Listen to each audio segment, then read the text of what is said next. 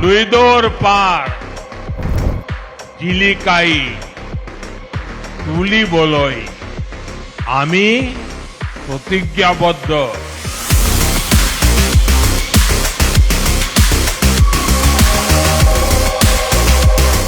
अब ये क्षेत्र कनेक्टिविटी और विकास का अहम केंद्र बन रहा है।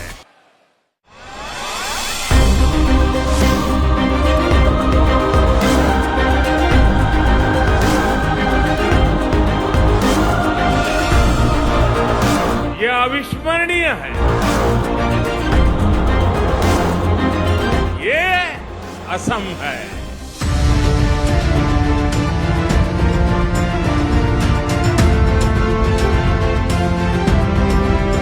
वो दिन दूर नहीं जब दुनिया भारत की डेवलपमेंट जर्नी में इस क्षेत्र को सबसे आगे बढ़ते हुए देखेगा। वो दिन दूर नहीं जब लोग अल्फाबेट पढ़ना शुरू करेंगे तो कहेंगे ए फॉर आसाम।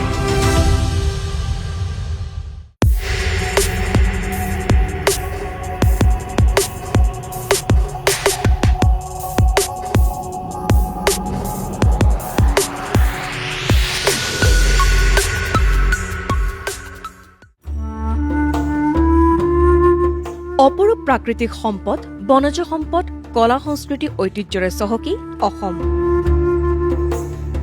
চহকী সম্পদৰাজিৰ বাবে বাৰম্বাৰ অসম দখলৰ চেষ্টা কৰি আহিছে বৰ্হি সত্ৰে, কিন্তু প্ৰতিবাৰেই হৈছে ব্যৰ্থ।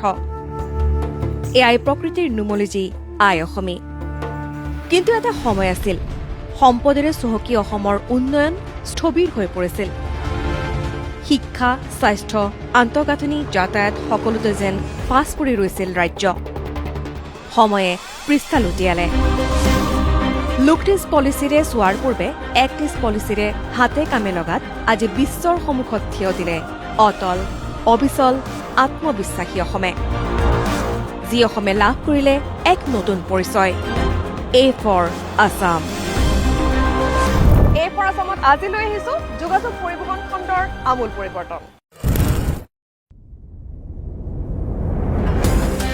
উন্নয়নৰ লক্ষ্যৰে আগবঢ়া অসম চৰকাৰে যাতায়াত আৰু যোগাযোগ খণ্ডক আৰু অধিক শক্তিশালী কৰিবলৈ ক্ষিপ্ৰগতিত চলাইছে নিৰ্মাণ কাৰ্য। ফলস্বৰূপে চুবুৰীয়া ৰাজ্যৰ মাজত, জিলাসমূহৰ মাজত তথা গাঁওসমূহৰ মাজত এতিয়া যাতায়াত ব্যৱস্থা সুচল হৈ পৰিছে। চকুৰ পচাৰতে নিৰ্মাণ সম্পন্ন হৈছে উৰণ সেতু ৰাজ্যিক ঘাইপথৰ। অসমৰ পথ উন্নয়নৰ ক্ষেত্ৰত কেন্দ্ৰীয় চৰকাৰৰ ভাৰতমালা আঁচনিৰ লগতে NHIDCL প্ৰকল্পসমূহৰ কথা আমি এই ক্ষেত্ৰত উল্লেখ কৰিব পাৰোঁ। সমান্তৰালকৈ অসম চৰকাৰৰ অসমমালা আঁচনিৰ অধীনত যিসমূহ প্ৰকল্প বৰ্তমান চলি আছে তাৰ ফলত শেহতীয়াকৈ দেখিবলৈ পোৱা গৈছে যে ৰাষ্ট্ৰীয় ঘাইপথ, ৰাজ্যিক ঘাইপথ অথবা গাঁওসমূহৰ মাজত যি যাতায়াত ব্যৱস্থা সেয়া ক্ষিপ্ৰ গতিত উন্নত হৈছে, বিকশিত হৈছে। কেন্দ্ৰীয় চৰকাৰ আৰু অসম চৰকাৰৰ মাজৰ সমন্বয়ৰ ফলতে আজি শদিয়াৰ একেবাৰে সীমান্তৰ গাঁওখন অথবা ধুবুৰীৰ একেবাৰে শেষ গাঁওখনলৈ যাতায়াত ব্যৱস্থা যথেষ্ট সুচল হৈ পৰিছে। ৰাজ্যত যোগাযোগ ব্যৱস্থা অধিক শক্তিশালী কৰিবলৈ ব্ৰহ্মপুত্ৰৰ ওপৰত বৃহৎ পৰিসৰৰ আন্তঃগাঁথনি প্ৰকল্প ৰূপায়ণ কৰি আছে। লুইতৰ বুকুত অষ্টমখন দলং হিচাপে পৰিচিত হ'বলগীয়া এই দলং মুকলিৰ লগে লগে সুচল হ'ব গুৱাহাটী, উত্তৰ গুৱাহাটী, বেজেৰা, বাইহাটা চাৰিআলি আদি অঞ্চলৰ যাতায়াত ব্যৱস্থা। উৎফুল্লিত জনসাধাৰণ। এতিয়া ভালে লাগিছে যিহেতু আৰু নতুনকৈ এখন ব্ৰিজ হৈয়ে আছে আৰু কল্পনা কৰাতকৈ খুব সোনকালে হৈছে বস্তুখিনি, ভাল লাগিছে। এতিয়া সোনকালে এইটো অপেনিং হ'ব এতিয়া ফেব্ৰুৱাৰীত, গতিকে আশা কৰিছোঁ আমি আমাৰ কাৰণে আৰু নতুন প্ৰজন্মৰ কাৰণে বিশেষকৈ মানে এইখিনি বহুত ভাল হৈছে। ৰাজপথত জৰুৰী অৱতৰণ কৰিব বিমানে। অসমৰ প্ৰথমটো ৰাষ্ট্ৰীয় ঘাইপথ ভিত্তিক জৰুৰীকালীন অৱতৰণৰ বাবে ডিব্ৰুগড় মৰাণ ৰাষ্ট্ৰীয় ঘাইপথ সাজু হৈছে। ডিব্ৰুগড় মৰাণ ৰাষ্ট্ৰীয় ঘাইপথৰ 4 কিলোমিটাৰৰো অধিক অংশত বায়ুসেনাৰ যুদ্ধ বিমান আৰু অসামৰিক বিমানৰ জৰুৰীকালীন অৱতৰণ সম্ভৱ হ'ব। পূৰ্বৰ তুলনাত অসমত ৰাষ্ট্ৰীয় ঘাইপথৰ দৈৰ্ঘ্য যথেষ্ট বৃদ্ধি পাইছে। 4-লেনযুক্ত পথ নিৰ্মাণৰ কামো দ্ৰুতগতিত চলি আছে। ৰাষ্ট্ৰীয় ঘাইপথ আৰু আন্তঃগাঁথনি উন্নয়ন নিগম লিমিটেডে অসমৰ কেইবাটাও ৰাষ্ট্ৰীয় ঘাইপথৰ কাম সম্পূৰ্ণ কৰিছে। ভালেকেইটা ঘাইপথ সম্পূৰ্ণ হোৱাৰ পথত। শ্ৰীৰামপুৰ ধুবুৰী ফুলবাৰী 4-লেনযুক্ত দলঙৰ নিৰ্মাণৰ কাম প্ৰায় সম্পূৰ্ণ হৈছে। অসমৰ ধুবুৰী আৰু মেঘালয়ৰ ফুলবাৰী সংযোগী ব্ৰহ্মপুত্ৰৰ ওপৰত নিৰ্মাণৰত দলঙে দুই ৰাজ্যৰ মাজত সংযোগ উন্নত কৰিব। ধুবুৰী ফুলবাৰী যোনটো ব্ৰিজ আছে, ব্ৰিজৰ কামটো বহুত পূৰ্ণগতিত চলি আছে আৰু এইটো হ'লে এটা আমাৰ কাৰণে এটা খুবেই এটা পজিটিভ বাৰ্তা। ডিফেন্স চিষ্টেমৰ কাৰণে এই ব্ৰিজটো বহুত এটা উপকাৰী জিনিস। অৰ্থনৈতিক কৰিডৰ হিচাপে ভাৰতমালা পৰিকল্পনাৰ অধীনত হাপাচৰৰ পৰা তুলুঙীয়া ৰোডলৈ 4 লেনৰ নিৰ্মাণ আৰু উন্নীতকৰণ সম্পূৰ্ণ হৈছে। ভাৰতমালাৰ অধীনত দুধনৈ ডাইনাডুবি পথ 2 লেনলৈ বহল কৰা আৰু উন্নীতকৰণৰ কাম পূৰ্ণগতিত চলি আছে। তেনেদৰে ক্ষিপ্ৰগতিত কাম চলি আছে শিলচৰ জিৰিবাম চাইৰাং কৰিডৰ, নুমলীগড় ডিব্ৰুগড় 4 লেন আদিৰ উপৰি আৰু ভালেসংখ্যক প্ৰকল্পৰ কাম চলি আছে। NHIDCLৰ অধীনত বৃহৎ দলং নিৰ্মাণেৰে যোগাযোগ ব্যৱস্থা উন্নত কৰা হৈছে। ভাৰতৰ সৰ্ববৃহৎ নদী দলং ভূপেন হাজৰিকা সেতু। অসম আৰু অৰুণাচলৰ মাজত দূৰত্ব হ্ৰাস কৰি নিৰ্মাণ কৰা এই সেতুৱে দেশখনৰ আন্তঃগাঁথনিৰ দিশত আটাইতকৈ গুৰুত্বপূৰ্ণ হিচাপে বিবেচিত হৈছে। এই দলঙৰ দৈৰ্ঘ্য 9.15 কিলোমিটাৰ। 26 মে 2017ত প্ৰধানমন্ত্ৰীগৰাকীয়ে এই দলংখন উদ্বোধন কৰি সুধাখণ্ড ডক্টৰ ভূপেন হাজৰিকাৰ নামত উচৰ্গা কৰে। দলংখন গঢ়ি উঠাৰ সমান্তৰালকৈ স্থানীয় অঞ্চললৈ কঢ়িয়াই আনিলে প্ৰচুৰ সম্ভাৱনা। ইয়াৰ উপৰি কুৰুৱা নাৰেংগী দলং, পলাশবাৰী শুৱালকুছি দলং, যোৰহাট মাজুলী সংযোগী দলং, মাজুলী নাৰায়ণপুৰ সংযোগী দলং আদিয়ে ৰাজ্যৰ স্থলপথ ব্যৱস্থাক নতুন মাত্ৰা প্ৰদান কৰি বিকাশৰ গতিক ত্বৰান্বিত কৰিব। যোৱা 5টা বছৰত আমাৰ ৰাজ্যত অভূতপূৰ্ব কাম হ'বলৈ সক্ষম হৈছে। আপোনালোকে জানে যে ঢলা শদিয়া আৰু বগীবিল দলঙৰ পিছত ব্ৰহ্মপুত্ৰ নদীৰ ওপৰত এইকেইখন হৈছে Jorhat Majuli bridge, Palashbari Suwalkuchi bridge, Guwahati north Guwahati bridge আৰু ভাৰতৰ আটাইতকৈ দীঘল দলং ধুবুৰী ফুলবাৰী। কাজিৰঙা ৰাষ্ট্ৰীয় উদ্যান দেশী বিদেশী পৰ্যটকৰ আকৰ্ষণৰ কেন্দ্ৰবিন্দু এই কাজিৰঙা। জীপ চাফাৰী অথবা হাতী চাফাৰীৰে বন্য জীৱ জন্তুৰ লগতে প্ৰকৃতিৰ অনন্য সুধা পান কৰিবলৈ 7 সাগৰ 13 নদীৰ পাৰ হৈ এইসকল পৰ্যটকৰ আগমন ঘটে কাজিৰঙালৈ। শেহতীয়াকৈ বন্য জীৱ জন্তুৰ লগতে পথ চলাচল সুগম কৰি তুলিবলৈ প্ৰধানমন্ত্ৰী নৰেন্দ্ৰ মোদীয়ে কাজিৰঙাৰ এলিভেটেড কৰিডৰৰ ভূমি পূজন সম্পন্ন কৰে। 18 জানুৱাৰী 2026 কাজিৰঙা এলিভেটেড কৰিডৰৰ নিৰ্মাণ কাৰ্যৰ শুভাৰম্ভ কৰে প্ৰধানমন্ত্ৰী নৰেন্দ্ৰ মোদীয়ে। বন্যপ্ৰাণী সংৰক্ষণ আৰু পৰ্যটনক উৎসাহিত কৰিবলৈ এই কৰিডৰ নিৰ্মাণ কৰা হ'ব। বানপানীৰ সময়ত পানীৰ পৰা ৰক্ষা পাবলৈ হাইলেণ্ডলৈ যোৱা প্ৰাণীসমূহৰ বাবে সুৰক্ষিত পথ নিশ্চিত কৰিব এই কৰিডৰে। পৰিৱেশ পৰ্যটনৰ বিকাশ সাধন কৰি নিৰ্মাণ কৰিবলগীয়া এই কৰিডৰে 35 কিলোমিটাৰ পথ সামৰি ল'ব। कि सड़क भी चलती रहे और जंगल भी सुरक्षित रहे। इसी विजन के तहत कलियाबोर से नुमालीगढ़ तक लगभग 90 किलोमीटर लंबा कॉरिडोर तैयार किया जा रहा है। यहां गाड़ियां ऊपर से गुजरेगी और नीचे वन्य जीवों की आवाजाही बिना किसी बाधा के बनी रहे। যোগাযোগ ব্যৱস্থাত এক নতুন মাত্ৰা প্ৰদান কৰি গুৱাহাটীত নিৰ্মাণ কৰা হ'ব ৰিং ৰোড প্ৰজেক্ট। প্ৰধানমন্ত্ৰী নৰেন্দ্ৰ মোদীয়ে আধাৰশিলা স্থাপন কৰা এই ৰিং ৰোডৰ দৈৰ্ঘ্য হ'ব 121 কিলোমিটাৰ। ইষ্ট ৱেষ্ট কৰিডৰ হিচাপে বিবেচিত হ'ব এই ৰিং ৰোড। গুৱাহাটীকে ধৰি গুৰুত্বপূৰ্ণ অঞ্চলৰ মাজত সংযোগ স্থাপন হ'ব। শিলিগুৰি, শিলচৰ, শ্বিলং, যোৰহাট, তেজপুৰ, যোগীঘোপা, বৰপেটাৰ সৈতে সংযোগ স্থাপন সুচল হ'ব ৰিং ৰোডেৰে। বিভিন্ন পৰ্যটনস্থলীৰে ভৰি আছে আমাৰ ৰাজ্য আৰু এই পৰ্যটনস্থলীসমূহ ভ্ৰমণ কৰাৰ হেঁপাহ আমাৰ সকলোৰে থাকে। কিন্তু এটা সময় আছিল যেতিয়া এই পৰ্যটনস্থলীসমূহ ভ্ৰমণ কৰিবৰ বাবে আমি 10 বাৰ ভাবিব লগা আছিল। তাৰ কাৰণ হৈছিল অনুন্নত যাতায়াত ব্যৱস্থা। কিন্তু ৰাজ্য চৰকাৰৰ অসম মালা আঁচনিয়ে সকলোকে সাঙুৰি ল'লে। তাৰ ফলত ৰাজ্যখনৰ প্ৰায় আটাইবোৰ বাট পথ সাঙুৰি লোৱা এই অসম মালা আঁচনিৰ বাবে এতিয়া যাতায়াত সহজ হৈ পৰিল।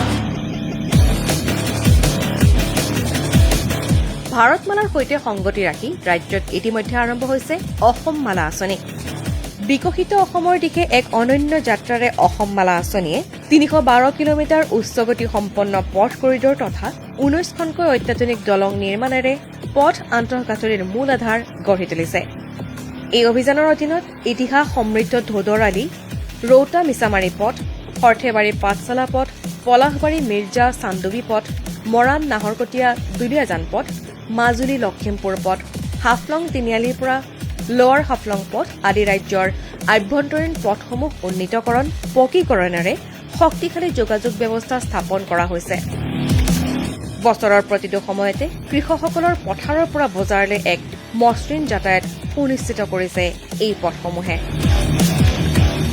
এটা সময় আছিল আধাৰশিলা স্থাপনৰ পৰা নিৰ্মাণ কাৰ্য সম্পূৰ্ণ হোৱালৈ এখন দলং বা এটি পথৰ যথেষ্ট সময় লাগিছিল। স্থবিৰ হৈ পৰিছিল নিৰ্মাণ কাৰ্য, সমান্তৰালকৈ স্থবিৰ হৈছিল উন্নয়ন। কিন্তু সময়ৰ পৰিৱৰ্তনৰ লগে লগে এতিয়া সেই পথছোৱা নিৰ্মাণ কৰিবলৈ মাত্ৰ কেইটামান মাহৰহে প্ৰয়োজন।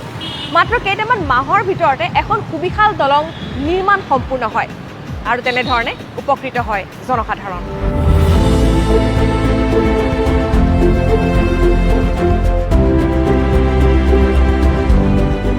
আগতকৈ এতিয়া সময় অলপ কম লাগিছে। আগতে অলপ মানে ধৰক টাইম লাগিছিল বস্তুবিলাক হওঁতে আজি হ'ব কালি হ'ব। এতিয়া মানে ধৰক আজি এইখিনি দেখা পাইছে, কালিলৈকে আপোনাৰ ইফালে গাড়ী অহা যোৱা কৰিছে 2-3খনমান। দীঘলী পুখুৰীৰ পৰা নুনমাটিলৈকে পুৰা একদম ফ্লাইঅভাৰ হৈ আছে। আগত কিমান যান জঁট আছে, এতিয়া মানে বহুত ভাল হৈছে। মানে এতিয়া আমাৰ গাড়ী চলাই বহুত ভাল লাগে।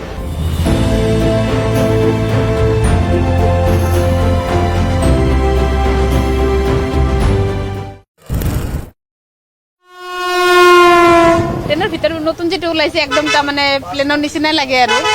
कोई दिक्कत नहीं है ट्रेन में, कहीं भी जाइए, कुछ भी है, जनरल हो चाहे रिजर्वेशन हो, अच्छा लगता है। দিনে নিশাই ব্যস্ততা, এই ব্যস্ততাৰ কোনো বিৰাম নাই। পুৱা 10 বজাত যি পৰিৱেশ, মাজনিশাও সেই একেই পৰিৱেশ। এয়াই হৈছে ভাৰতীয় ৰেল সেৱা। বৰ্তমান বিশ্বৰ এক চতুৰ্থ বৃহত্তম নেটৱৰ্কলৈ ৰেল নেটৱৰ্কলৈ পৰিণত হৈছে ভাৰতীয় ৰেল সেৱা। সমান্তৰালকৈ অসমত এই ৰেল সেৱা খণ্ডৰ উন্নীতকৰণে যাতায়াত ব্যৱস্থাৰ আমূল পৰিৱৰ্তন সাধন কৰিছে। লাইফ লাইন অৱ ইণ্ডিয়া, ভাৰতৰ জীৱন ৰেখা স্বৰূপ ভাৰতীয় ৰেলৱে। অসমত 1882 চনৰ 1 মেত প্ৰথম ৰেল চলাচল কৰিছিল। ডিব্ৰু শদিয়া ৰেলৱেৰ অংশ হিচাপে ডিব্ৰুগড়ৰ মোহনামুখৰ পৰা জয়পুৰলৈ চাহ আৰু কয়লাৰ পৰিবহণৰ বাবে প্ৰথমবাৰৰ বাবে ৰেল সেৱা আৰম্ভ হৈছিল। ভাপ ইঞ্জিনেৰে আৰম্ভ হোৱা অসমৰ ৰেল সেৱাৰ আধুনিকীকৰণ হৈ ভিষ্টাডম, শতাব্দী, বন্দে ভাৰতৰ দৰে অত্যাধুনিক ৰেলে যোগাযোগ ব্যৱস্থালৈ আমূল পৰিৱৰ্তন আনিলে। কেন্দ্ৰ আৰু ৰাজ্য চৰকাৰৰ শক্তিশালী সমন্বয়ে ৰেল খণ্ডৰ উন্নয়নৰ গতি ত্বৰান্বিত কৰিছে। অসম আৰু উত্তৰ পূৰ্বাঞ্চলৰ গড় বাৰ্ষিক ৰেল আবণ্টন 2009ৰ পৰা 2014 চনৰ ভিতৰত 2122 কোটি টকাৰ পৰা বৃদ্ধি পাই 2026-27 বৰ্ষত 11,000 কোটি টকাৰো অধিক বৃদ্ধি হ'ল। এই বৃদ্ধি প্ৰায় 5 গুণৰ সমান। অসম চুক্তিৰ ফলস্বৰূপে বগীবিল দলং লাভ কৰিলে অসমবাসীয়ে। 2018 চনৰ 25 ডিচেম্বৰত প্ৰধানমন্ত্ৰী নৰেন্দ্ৰ মোদীয়ে এই দলঙৰ শুভাৰম্ভ কৰে।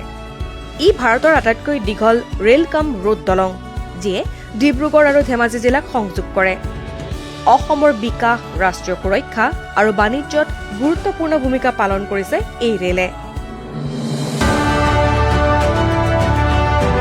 অসমৰ পৰ্যটন খণ্ড প্ৰসাৰিত কৰাৰ উদ্দেশ্যে উত্তৰ পূব সীমান্ত ৰেলৱে ভিষ্টাডম ৰেল সেৱা আৰম্ভ কৰে।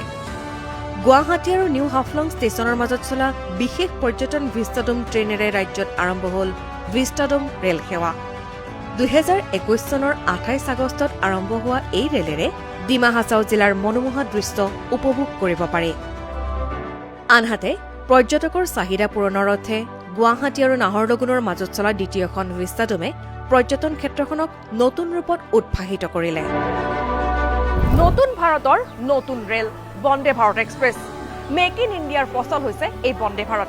এই বন্দে ভাৰতে আমাৰ অসমকো চুই গৈছে। অসমত প্ৰথমখন বন্দে ভাৰত চলিল গুৱাহাটী আৰু নিউ জলপাইগুৰিৰ মাজত। 19 মে 2023 অসমত প্ৰথমখন বন্দে ভাৰত চলিল ভিডিঅ' কনফাৰেন্সৰ দ্বাৰা প্ৰধানমন্ত্ৰী নৰেন্দ্ৰ মোদীয়ে ফ্লেগ অফ কৰিলে এই ৰেলৰ গুৱাহাটী নিউ জলপাইগুৰি সংযোগী বন্দে ভাৰত অমৃত ভাৰতত দিলে নতুন ৰূপ সা সুবিধাৰে উজ্বলিল শৈবৰগাঁও অমৃত ভাৰত ষ্টেচন আঁচনিৰ অধীনত অসমৰ 50টা ষ্টেচন আধুনিকীকৰণ কৰা হৈছে শৈবৰগাঁও ষ্টেচনটো 2025 বৰ্ষৰ মে মাহত প্ৰধানমন্ত্ৰী নৰেন্দ্ৰ মোদীয়ে উদ্বোধন কৰাৰ লগে লগে ৰাজ্যখনৰ প্ৰথমটো অমৃত ষ্টেচন হিচাপে পৰিগণিত হয় দেশৰ ৰেল মানচিত্ৰত মাইলৰ খুঁটি বন্দে ভাৰত শ্লিপাৰ ৰেল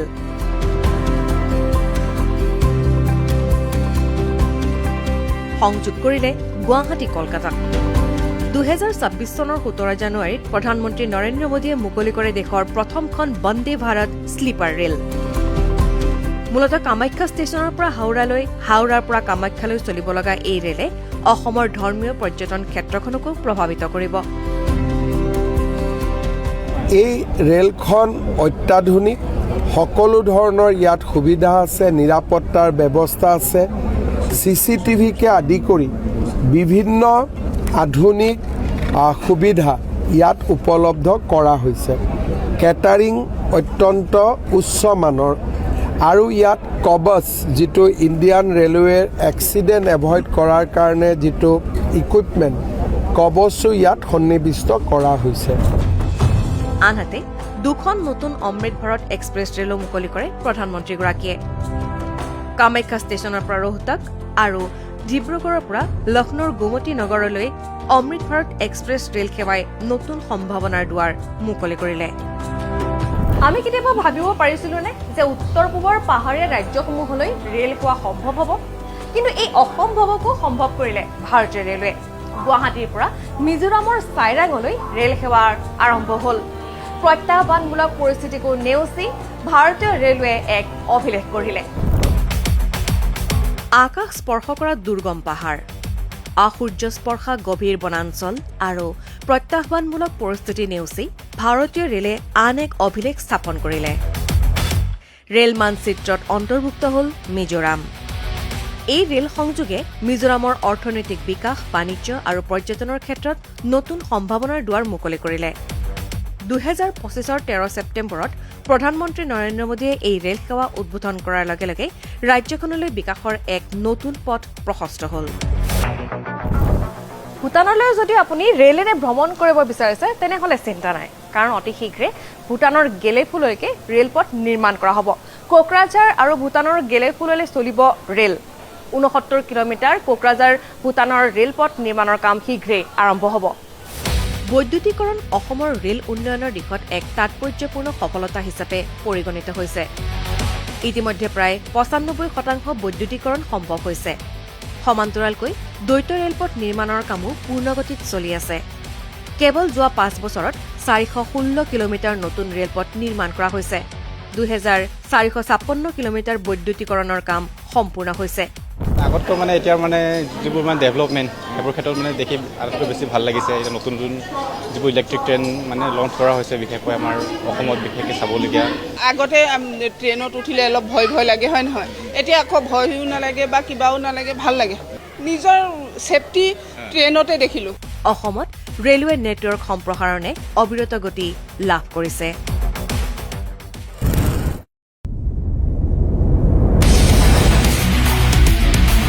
উত্তৰ পূৰ্বাঞ্চলৰ পৰ্যটন বিকাশ আৰু সংযোগ স্থাপনৰ গুৰুত্বপূৰ্ণ মাধ্যম হিচাপে বিবেচিত হৈছে বিমান সেৱা শেহতীয়াকৈ উত্তৰ পূৰ্বাঞ্চলৰ বিমান খণ্ডত আমূল পৰিৱৰ্তনে যথেষ্ট সম্ভাৱনা যথেষ্ট সুযোগ কঢ়িয়াই আনিছে গুৱাহাটীক উত্তৰ পূৰ্বাঞ্চলৰ মূল কেন্দ্ৰ হিচাপে বিবেচনা কৰা হয় গুৱাহাটীত থকা বৰঝাৰ বিমানবন্দৰৰ শেহতীয়া উন্নীতকৰণে যথেষ্ট সম্ভাৱনাৰ দুৱাৰ মুকলি কৰিছে প্ৰধানমন্ত্ৰী নৰেন্দ্ৰ মোদীয়ে এই বিমানবন্দৰৰ নতুন টাৰ্মিনেল ভৱনটি তেওঁ উন্মোচন কৰিছে তাৰ সমান্তৰালকৈ বিমান সেৱা খণ্ডত থকা আন আঁচনিয়ে অসমৰ আন বিমানবন্দৰসমূহো উন্নীতকৰণ কৰিছে যাৰ ফলত এতিয়া সমগ্ৰ পৃথিৱীতে বিচৰণ সহজসাধ্য হৈ পৰিল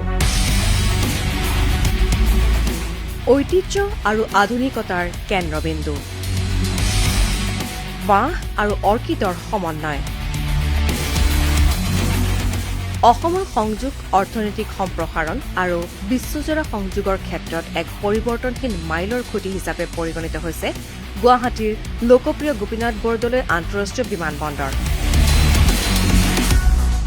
পৰিবহণৰ জৰিয়তে ৰূপান্তৰৰ দিশত গুৰুত্ব আৰোপ কৰি নিৰ্মাণ কৰা এই বিমানবন্দৰে গুৱাহাটীক বিশ্বমানৰ বিমান সেৱাৰ সৈতে সংযোগ কৰিলে।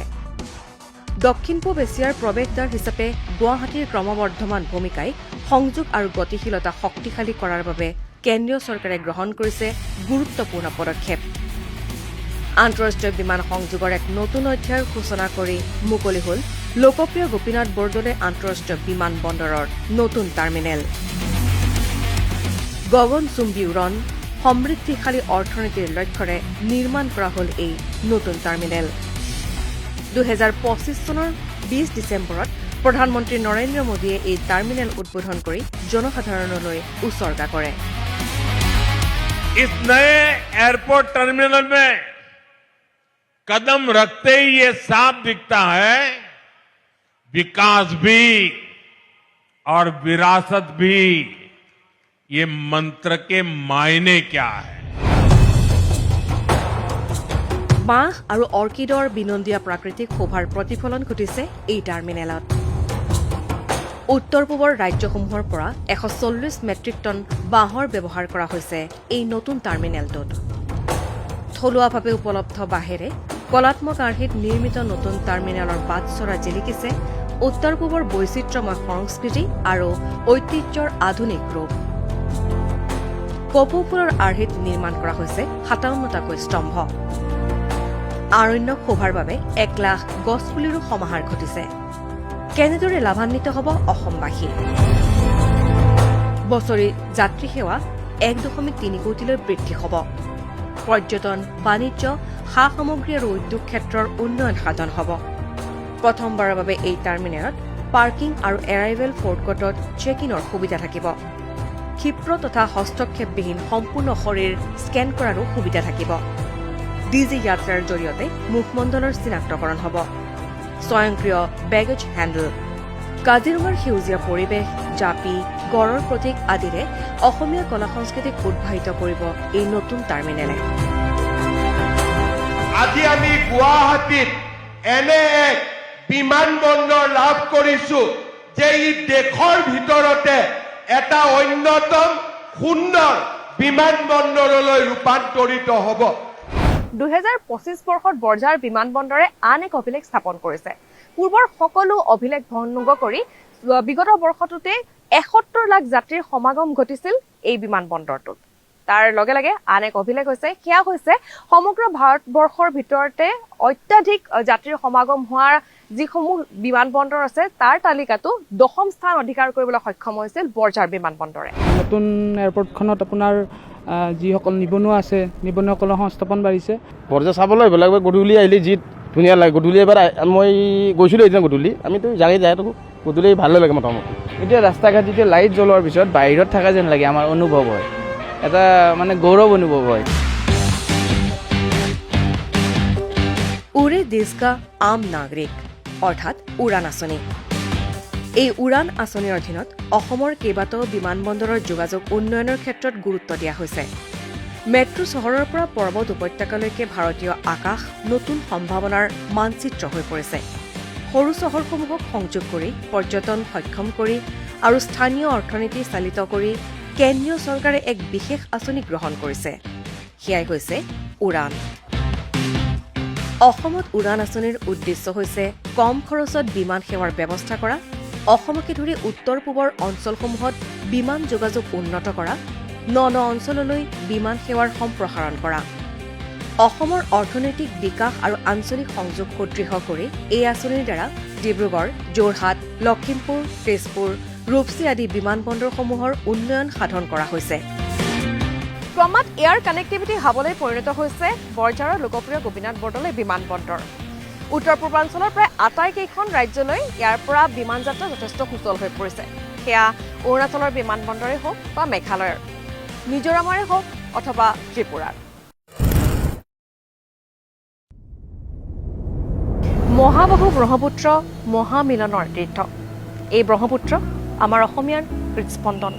মহাবাহুৰ প্ৰতিটো ঢৌৱে কৈ যায় অসমৰ ইতিহাসৰ কথা। মহাবাহু আৰু বৰাকক লৈ জল পৰিবহণ বিভাগে অৰ্থনীতি তথা বাণিজ্য আৰু পৰ্যটন ক্ষেত্ৰত নতুন সম্ভাৱনাৰ পথ মুকলি কৰিছে। অসমৰ জীৱনৰেখা ব্ৰহ্মপুত্ৰ, যাৰ শক্তি আৰু প্ৰেমে জীয়াই থকাৰ প্ৰেৰণা দিয়ে। এই নদীক কেন্দ্ৰ কৰি গঢ়ি উঠিছে সভ্যতা সংস্কৃতি। অতীজৰে পৰা যাতায়াতৰ এক গুৰুত্বপূৰ্ণ মাধ্যম হিচাপে পৰিগণিত হৈছে জলপথ।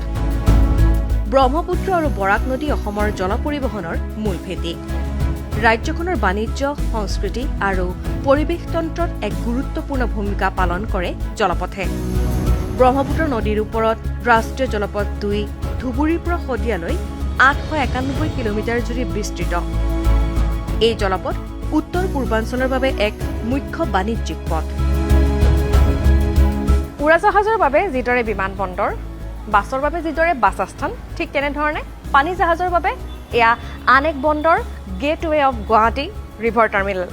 এই ৰিভাৰ টাৰ্মিনেল বিগত বৰ্ষত কেন্দ্ৰীয় বিত্তমন্ত্ৰী নিৰ্মলা সীতাৰমণে মুকলি কৰিলে। লগে লগে আন এক সম্ভাৱনাৰ দিশো মুকলি হ'ল। ৰিভাৰ টাৰ্মিনেলৰ জৰিয়তে আন ৰাজ্যৰ সৈতে জল পৰিবহণেৰে আমি নতুন সংযোগ স্থাপন কৰিবলৈ সক্ষম হ'লোঁ। তাৰ উপৰি ধৰ্মীয় পৰ্যটন, বাণিজ্যিক দিশটো আমাৰ টনকিয়াল হ'ব।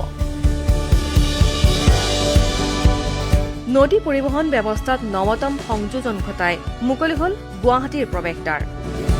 ব্ৰহ্মপুত্ৰৰ ওপৰত নিৰ্মিত ভাৰতৰ প্ৰথমটো ৰিভাৰ টাৰ্মিনেল। এই টাৰ্মিনেলত আভ্যন্তৰীণ জল পৰিবহণৰ অধীনত সকলো ফেৰী, জাহাজ আদিৰ যাত্ৰা সম্ভৱ হ'ব। 2025 চনৰ নৱেম্বৰ মাহত কেন্দ্ৰীয় বিত্তমন্ত্ৰী নিৰ্মলা সীতাৰমণে মুকলি কৰে এই ৰিভাৰ টাৰ্মিনেল RJT। এনেকুৱা আটকধুনীয়া টাৰ্মিনেল ভাৰতৰ কোনো ৰাজ্যত নাই। এইটো এনেকুৱা এটা প্ৰয়োগ অসমতে প্ৰথম কৰা হৈছে।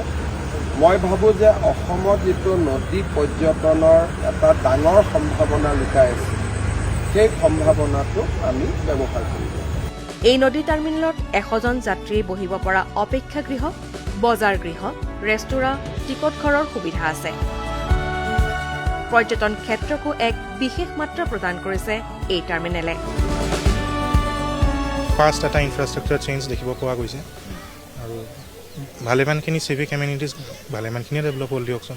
এনেকুৱা ধৰণৰ ঘাট এতিয়া আমি কলকাতা, মুম্বাই ছাইডে যাব গ'লে প্ৰিন্সেপ ঘাট বুলি এটা আছে, তো তেনেকুৱা ধৰণৰ ওপৰতেই লাগিছে। মানে বিৰাট ধুনীয়া বনাইছে, মানে অসমত এইটো আনএক্সপেক্টেড আছিল। কেইবছৰমানৰ ভিতৰত বহুত যথেষ্ট চেঞ্জ আমি দেখা পাইছোঁ। তাৰ ভিতৰত আমাৰ নদীৰ যিটো এইটো টাৰ্মিনেল, ৰিভাৰ টাৰ্মিনেল, সেইটো অতি কম দিনৰ ভিতৰতে আমাৰ চকুৰ সন্মুখতে যিহেতু হৈছে, সেইকাৰণে আমাৰ মানুহবিলাকৰ যথেষ্ট সুবিধা হ'ব।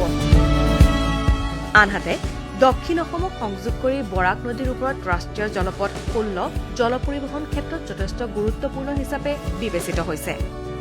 Ministry of port shipping waterways মন্ত্ৰালয়ৰ তৰফৰ পৰাও উল্লেখযোগ্য পদক্ষেপ গ্ৰহণ কৰা হৈছে। আমি সঠিকভাৱে ইয়াক আমাৰ প্ৰগতিৰ ক্ষেত্ৰত ব্যৱহাৰ কৰিব পাৰোঁ। এটা শক্তিশালী মোড অফ ট্ৰান্সপৰ্টেশ্যন হিচাপে ইয়াক আগন্তুক দিনত অগ্ৰাধিকাৰ দিব পাৰোঁ। ভাৰতৰ সৰ্ববৃহৎ ৰিভাৰ ক্ৰুজ MV গংগা বিলাস। 2023 চনৰ 12 জানুৱাৰীত বাৰাণসীত প্ৰধানমন্ত্ৰী নৰেন্দ্ৰ মোদীয়ে বিশ্বৰ দীৰ্ঘতম নদী প্ৰমোত্তৰী গংগা বিলাসৰ যাত্ৰাৰ শুভাৰম্ভ কৰিছিল। এক দীঘলীয়া পথ অতিক্ৰমী 17 ফেব্ৰুৱাৰীত বাংলাদেশৰ পৰা ধুবুৰী হৈ অসমত প্ৰৱেশ কৰে গংগা বিলাসে। ধুবুৰী, গুৱাহাটী, পবিতৰা, কাজিৰঙা আদি ৰাজ্যখনৰ পৰ্যটন ক্ষেত্ৰসমূহ স্পৰ্শ কৰি ডিব্ৰুগড়ত বৰ্ণাঢ্য কাৰ্যসূচীৰে 51 দিনীয়া যাত্ৰাৰ অন্ত পেলায় গংগা বিলাসে। যোগাযোগ পৰিবহণ ব্যৱস্থাৰ আমূল পৰিৱৰ্তনে ৰাজ্যখনৰ বিকাশৰ গতি ত্বৰান্বিত কৰিলে। এনেধৰণে উন্নয়নে চুই যোৱা আন এটি খণ্ডলৈ পুনৰ আপোনালোকৰ কাষ চাপিম। ধন্যবাদ।